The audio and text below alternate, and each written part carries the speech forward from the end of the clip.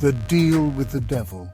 He sat alone, sipping on his beer, thinking to himself as the pain welled up inside of his chest. He thought he was ready to make a deal.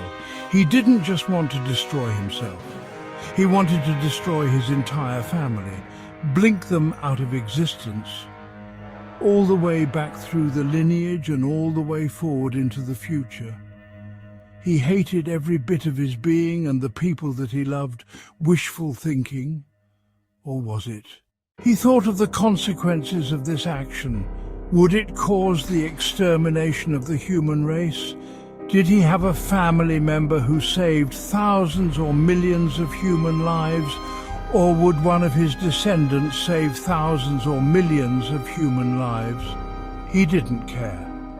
If you put a button in front of him that would absolutely extinguish all evidence of humanity, he would be willing to push it. This is when the devil knew he was ready to make a deal. Scratch placed his hand on the man's shoulder.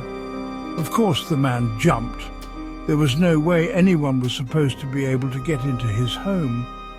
The doors were locked. He was looking at the security cameras. He looked back over his shoulder and saw Scratch smiling at him. "Scratch, hello, my friend. I have a proposition for you." The man knew at once that it was the devil.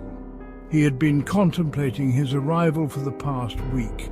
He knew that the evil that continued to grow in his heart and the hatred that he had for his family was irresistible. The devil was a beautiful and handsome man, just like his grandmother had always told him. And he knew at once that he would give this being anything that he asked for. The only thing the man couldn't figure out is, what could you possibly give this being, the devil, after all? If he and his family were blinked out of existence, then he would not have a soul to offer up to the devil. Scratch smiled. He was amused at how smart this man was, how he was asking the questions before they even had a conversation. This was definitely going to be a pleasant experience. The devil started off the negotiations by giving the man a respite from the heartache and pain. He waved his hand, and immediately the man felt the depression and sadness lift from his heart. "Scratch, we can't have you making these types of decisions with that type of pain. It might be thought that I was taking advantage of you." The man took in a deep breath for the first time in a long time. He could feel something other than hatred and anxiety. It was like a cool, wintry morning had attacked his senses, and he could finally see again. The man breathed easily and monitored himself to see if his thoughts were changing, if this respite would cause him to change his mind. The man realized that his mind was not changing. He felt even more confident and was determined to see his request through to the end. These people are going to pay for their betrayal. Scratch, what about Wendy? Your granddaughter, the light of your life, are you willing to sacrifice her along with all of these others? Surely this would cause you pause in asking me for such a diabolical request. The man looked at Scratch and with a cold heart told the devil Wendy was none of his business. "Scratch, so be it, my friend, she is none of my business. So let's talk about what is my business.